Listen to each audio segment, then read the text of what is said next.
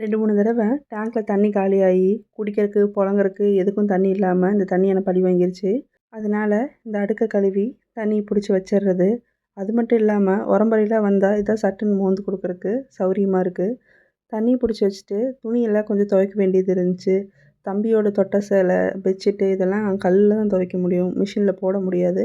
என் பேரனை கீழே விட்டுட்டா அவன் பாட்டுக்கு விளையாண்டுருப்பான். அவனை வச்சுட்டே நான் எல்லா வேலையும் செஞ்சு முடிச்சிடுவேன். அவனால் எந்த தொந்தரவும் எனக்கு இல்லை.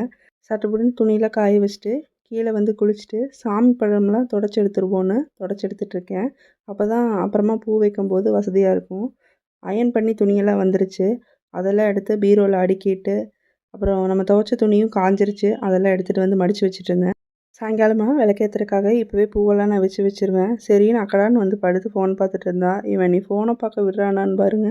அப்புறம் கையோட அவனையும் தூங்க வச்சுட்டு சாமிக்கும் விளக்கேற்றி முடிச்சாச்சு. டெய்லியும் என்ன தலைப்போகிற வேலை இருந்தாலும் சாமிக்குன்னு கொஞ்ச நேரம் நான் ஒதுக்கிடுவேன்.